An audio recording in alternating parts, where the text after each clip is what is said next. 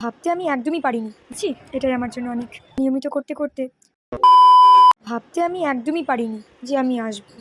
আর মা যদি নিজের কাছে আসতে বলতে চায়, তাহলে কে আর আটকাতে পারবে? হ্যাঁ, সেটাই হয়েছিল সেদিন আমার সঙ্গে আর কি। বাবু অন্যান্য দিন একদমই ঘুমাতে চায় না। সন্ধ্যা থেকে এতটাই ঝোঁক ধরে যে বেরোনো তো দূর কথা, আমি একটু স্বস্তিতে নিঃশ্বাস পর্যন্ত ফেলতে পারি না। কিন্তু জানি না কেন, যেটা এই কয় মাসে সম্ভব হয়নি, সেটা হয়েছিল সেদিন সম্ভব। দিনটা ছিল কৌশিক অমাবস্যা। এই তো 1-2 দিন হলেই পেরোলো। তো আমার আসার খুবই ইচ্ছে ছিল মায়ের কাছে। যাই হোক, মা আমার ইচ্ছেটা পূরণ করেছে, তাই মাকে অনেক অনেক অনেক অনেক ধন্যবাদ। আমি কি যে ভীষণ খুশি হয়েছিলাম যে আমি কী বলবো।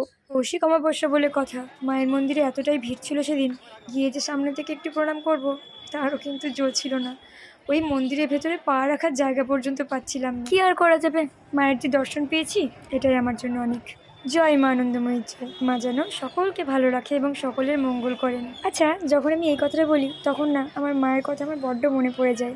আর মা তো আমার কাছে থাকে না, তাই একটু বেশিই মনে পড়ে যায় আর কি। কারণ এই যে ভুলটা, যেটা আমি চাইতাম আর কি আগে অনেক ছোটোতে, যে মা আমার মঙ্গল করো, আমার ভালো করো, তখন এই ভুলটা ধরে দিয়েছিল আমার মা, যে তুই আমার বলে কিছু চাইবি না। যখন চাইবি, মায়ের কাছে চাইবি, মা তুমি সবার মঙ্গল করো, সবাইকে ভালো রেখো, সবার ভালোতেই কিন্তু তোর ভালো থাকা মনে রাখবি।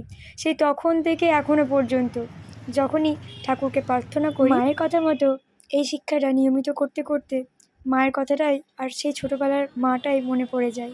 যখন আমি আমার মায়ের ছোট্ট বাচ্চা ছিলাম, যদিও বা মায়ের কাছে সন্তানেরা কখনো বড় হয়ে যায় না, কিন্তু আমার মাথায় আসছিল না যে ও কেন আগে আগে বেরিয়ে গেল।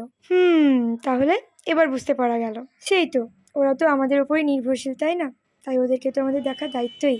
তাই আমার বরের পাশাপাশি আমিও কিছুটা দায়িত্ব পালনে লেগে গেলাম, যেটুকুই সম্ভব। ছোট্ট হলেও মনে কি বলতো, একটা স্যাটিসফ্যাকশন কাজ করে যে না, যেটুকু পেরেছি আমার সামর্থ্য মতো, খুব অল্প হলেও ঈশ্বর তো আমাকে এতটুকু সহায়ক মনে করেছেন।